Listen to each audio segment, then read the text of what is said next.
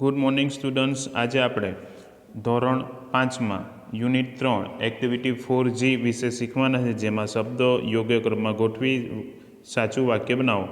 જેમાં સૌપ્રથમ વાક્યને આપણે જોશું, નેહાબેન ફ્રૂટ હેઝ, તો એમાં સૌપ્રથમ આવશે નેહાબેન હેઝ ફ્રૂટ્સ, નેહાબેન પાસે ફળો છે। ત્યારબાદ બીજું વાક્ય, ગોલુ પ્લેઇંગ ઇઝ, તો એની અંદર ગોલુ ઇઝ પ્લેઇંગ, ગોલુ રમી રહ્યો છે।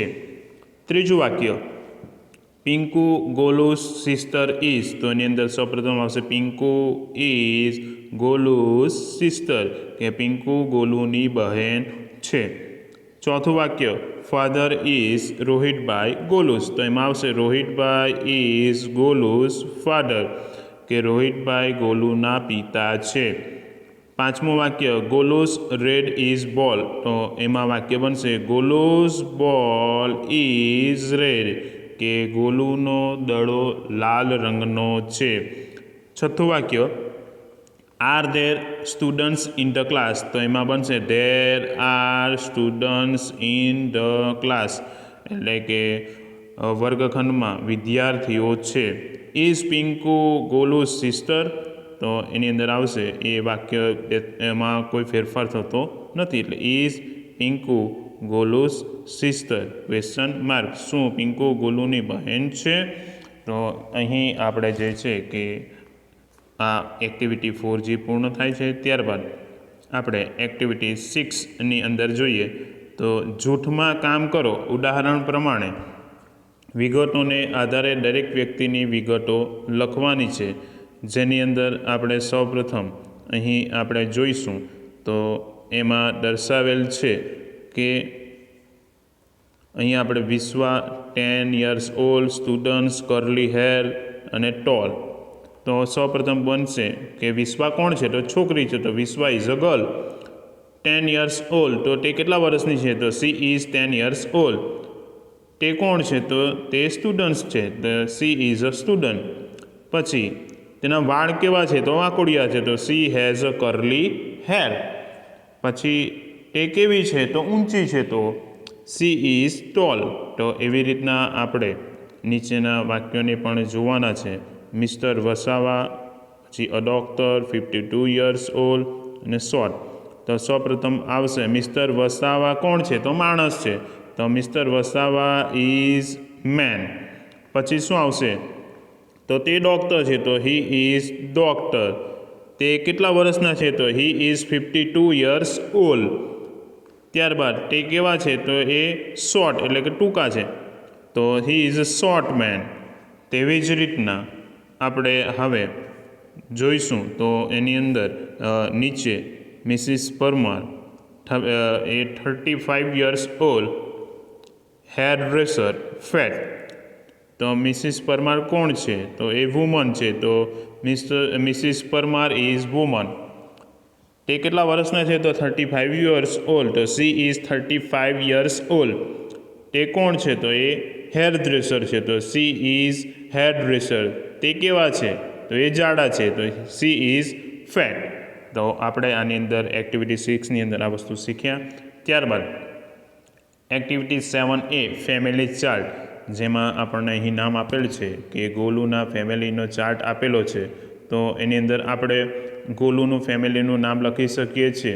તો એની અંદર અહીં મેં નામ બીજા ચેન્જ લખેલા છે, તો એવી રીતના આપણે ફાધર્સ નેમ, તો એનું શું નામ આવે છે? તો માય ફાધર નેમ ઇઝ, આપણે જે છે કે ગોલુની જગ્યાએ ત્યાં આપણે કાઉન્સમાં આપણે આપણું નામ લખવાનું છે, એટલા માટે, કારણ કે એના પછીની એક્ટિવિટી છે તો એ આપણે લખતી છે, એટલા માટે આની અંદર કેટલોક ફેરફાર કરેલ છે।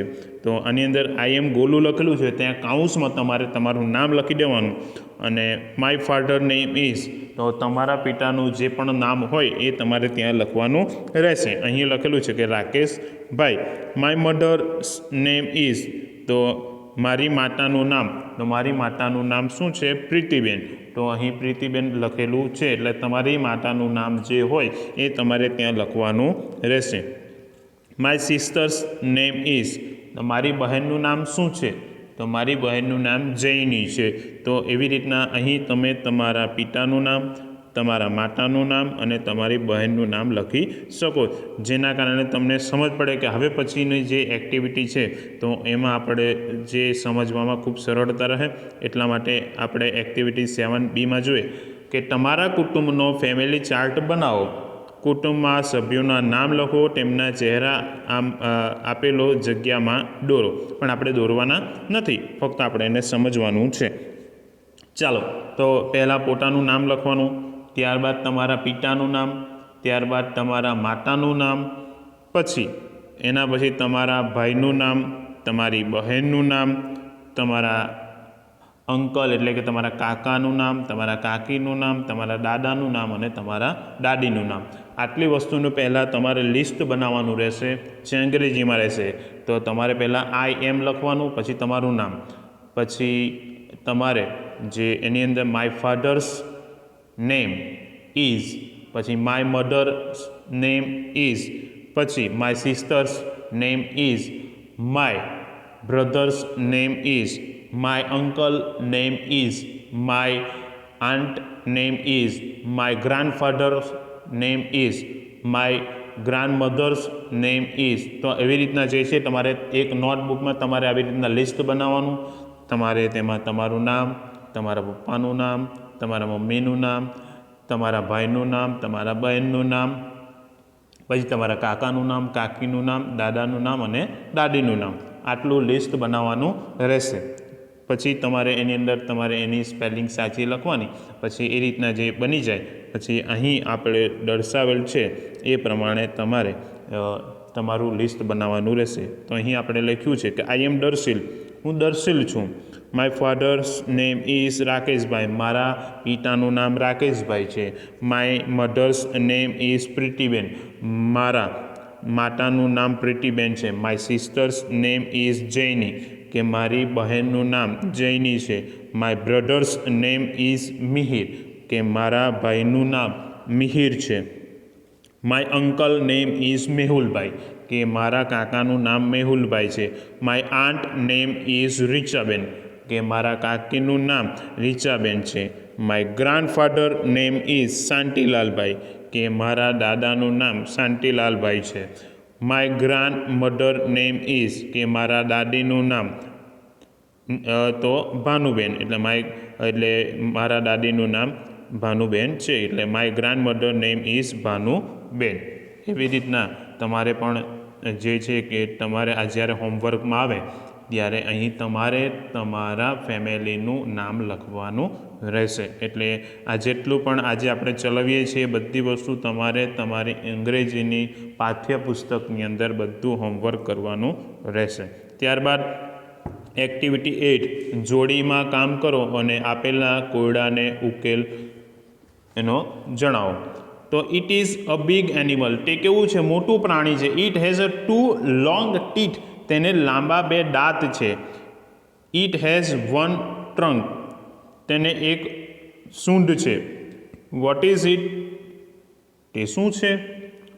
તો એવું શું જોવા મળશે? મોટું પ્રાણી જેને 2 મોટા દાંત હોય, એક સૂંઢ હોય, તો એ પ્રાણી શું હોય? તો એલિફન્ટ એટલે કે હાથી.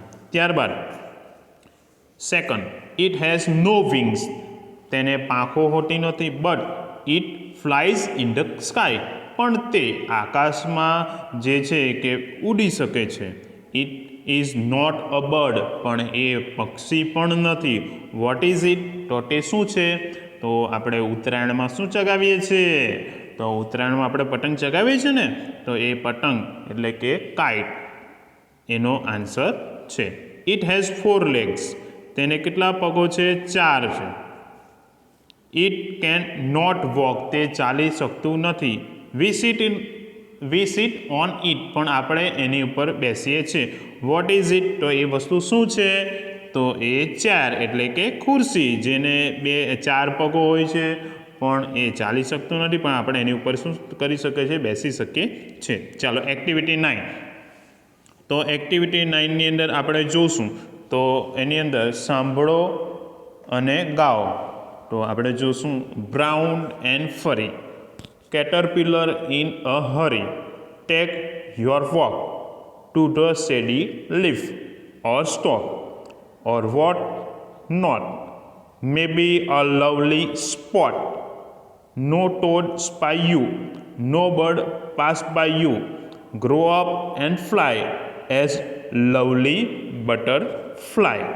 તો અહીં ખૂબ સુંદર મજાની વાત કરી છે કે બ્રાઉન એન્ડ ફરી એટલે કે કઠ્ઠઈ અને રૂંવાટીવાળી. કેટરપિલર ઇન અ હરી એટલે પતંગિયાની ઈયર ઉતાવળી. ટેક યોર વોક ચાલતી જા. To the shady leaf or stalk કે છાંયડાવાળા પાંદડા અથવા દાંડી સુધી. ઓર વોટ નોટ અથવા ક્યાંય પણ. મે બી અ લવલી સ્પોટ કદાચ કોઈ સુંદર સ્થળ પર. નો ટોડ સ્પાય યુ કે કોઈ દેડકો તારા ઉપર નજર નહીં રાખે. નો બર્ડ પાસ બાય યુ કોઈ પક્ષી તારી પાસેથી પસાર નહીં થાય. ગ્રો અપ એન્ડ ફ્લાય મોટું થા અને ઉડ.